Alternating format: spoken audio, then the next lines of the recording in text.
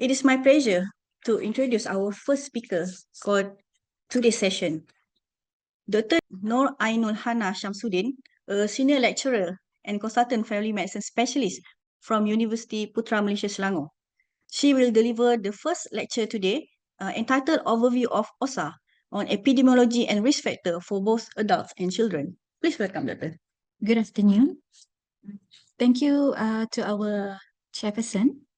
So today I would like to give a talk in regards to the epidemiology and risk factors for obstructive sleep apnea.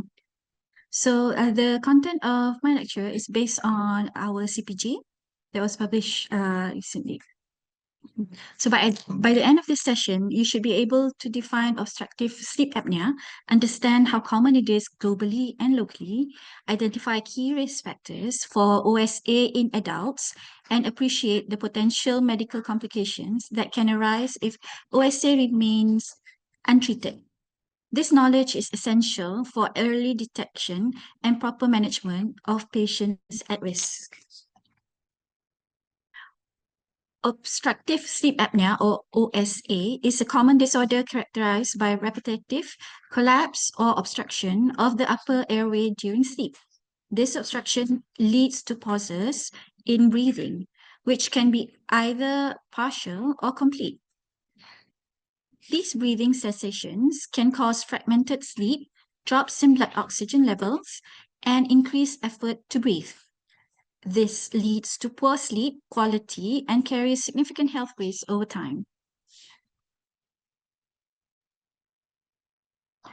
OSA affects individuals across all age groups, including adults and children.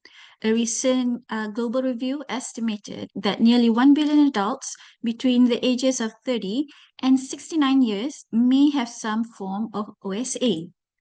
Of these, at least 425 million adults are estimated to have moderate to severe OSA, a severity that strongly indicates the need for treatment.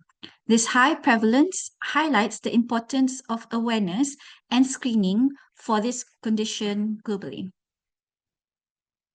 Using the diagnostic criteria established by the American Academy of Sleep Medicine in 2012, a systematic review estimated that about 936 million adults worldwide aged 30 to 69 have OSA. Notably, 45% of these cases are moderate to severe, which are most likely to impact health significantly and warrant intervention. Other systematic reviews reported the prevalence of OSA in adults to range between 9% and 38%, influenced by factors such as geographic region, age, gender, and BMI. Studies consistently show that advancing age, male gender, and a higher body mass index, or BMI, increase the likelihood of having OSA.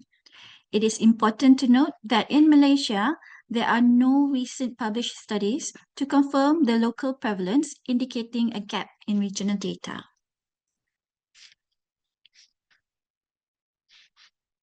While often considered an adult disorder, OSA also occurs in children, with prevalence rates reported between 1% and 4% in the general pediatric population. Some studies report even higher prevalence, up to 5.7%, especially in certain subgroups.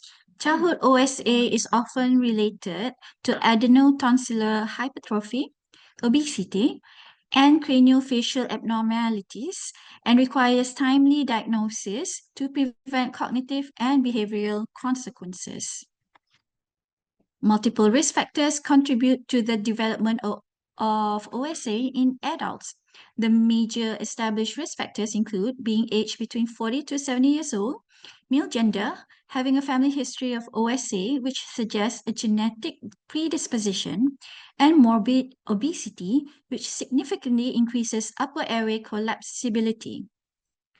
These factors contribute to anatomical and physiological changes that predispose individuals to airway obstruction during sleep.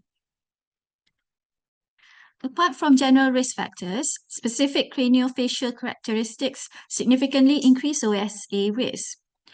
These include increased soft palate thickness and tongue size, which can physically narrow the airway, a reduced transverse dimension of the maxilla, which narrows the nasal passages, a reduced pharyngeal airway space, increased vertical skeletal dimensions, reduced sagittal skeletal dimensions, and a lowered position of the hyoid bone. These anatomical variation compromise airway patency during sleep and have been confirmed by high-quality studies and meta-analysis. Recognition of these features is important during physical examination and imaging. OSA is not just a disorder of sleep disruption. It is associated with multiple serious medical complications.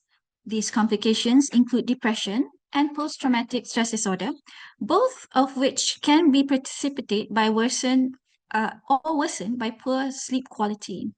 There is an increased risk of cerebrovascular events such as stroke, cognitive impairment, particularly with long-term untreated OSA, as well as systemic complications including non-alcoholic fatty liver disease, cardiovascular disease, and chronic kidney disease.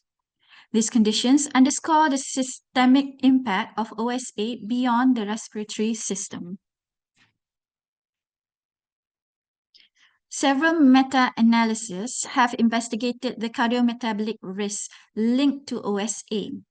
OSA doubles to triples the odds of stroke, with odds ratio ranging up from about 1.86 to 2.24. Cardiovascular disease risk increases by approximately 70%, with odd ratios around 1.7, while coronary heart disease risk is increased by nearly 50%. Metabolic syndrome, a cluster of conditions including hypertension, lipid abnormalities, insulin resistance, and obesity, is also more than twice as likely in patients with OSA.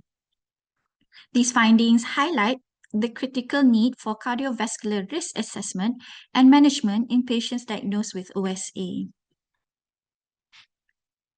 Beyond cardiometabolic complications, OSA is linked to other illnesses such as asthma, non-alcoholic fatty liver disease, chronic kidney disease, all types of cancers, cognitive impairment, chronic obstructive pulmonary disease, major depressive disorder, and post-traumatic disorder.